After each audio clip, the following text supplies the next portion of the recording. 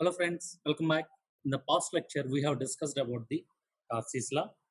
In the present lecture, we will discuss about the factors that are affecting the permeability of the soils. Okay,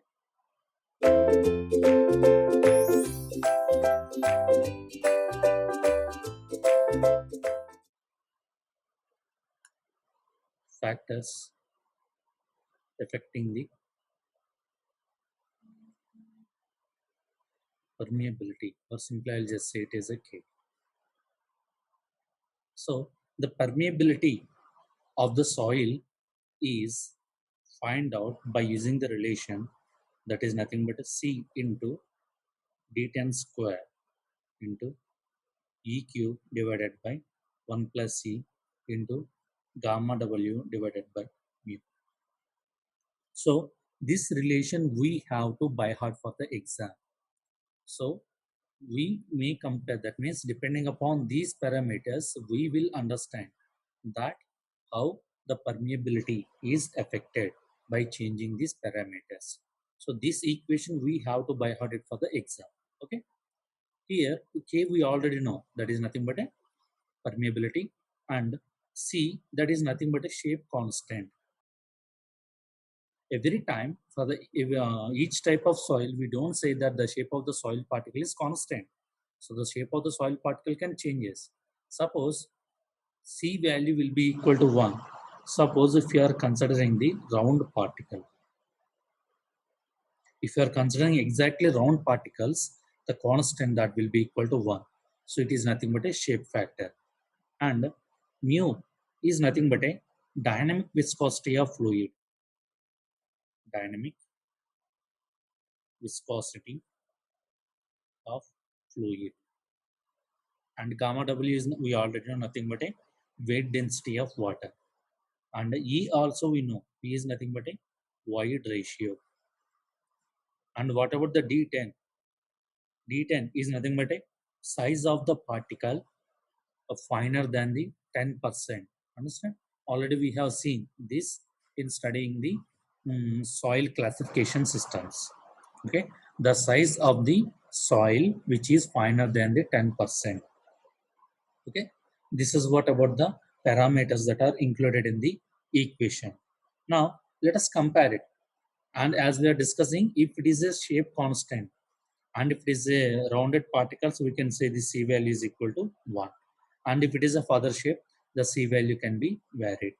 So by in general, by seeing this overall equation, so what we can say, the permeability of the soil is depending upon the size, and also it is depending upon the size, depending upon the void ratio, depending upon the mu value, and also depending upon the weight density of the water, right? Suppose I can say that your K is directly proportional to the D10 square. That means if you are having the larger the D10 value, that means you are having the more permeability.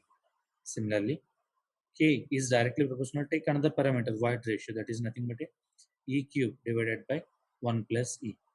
So in general, this we can say it as a E square, as E is gets cancelled, and we can say it as a, so what about your K value? If you are increasing the void ratio, the K value will also be changes.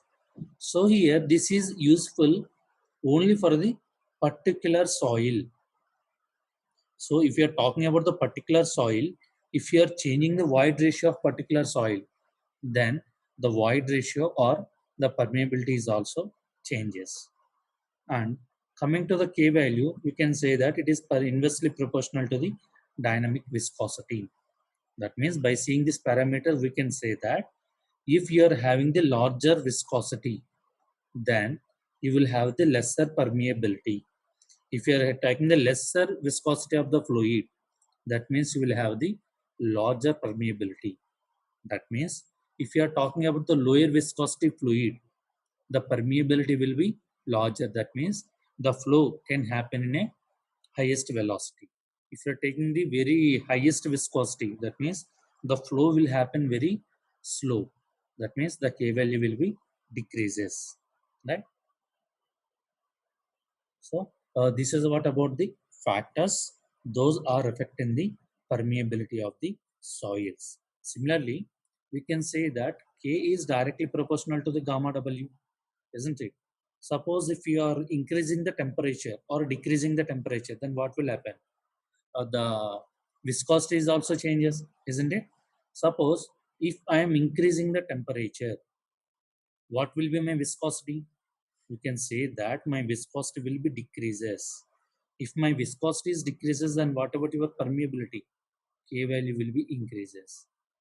Similarly, if your temperature decreases, if the temperature of the fluid is decreases, then your viscosity will increases. This is what we have learnt in the fluid mechanics. If your viscosity is increases, then your K value will be decreases. Suppose for a particular soil, for a particular fluid, if I want to compare K value for the summer and I want to compare the K value for the winter. So what we can say, in summer, we are having the higher temperatures. That means your viscosity will be decreases. That means your K value will be somewhere in the larger in magnitude in comparison to the K value in the winter. Understand? So this is what about the some of the factors those are affecting the permeability. Okay. In the next video, we will discuss about the how to find the permeability of the soil in laboratory. Thank you.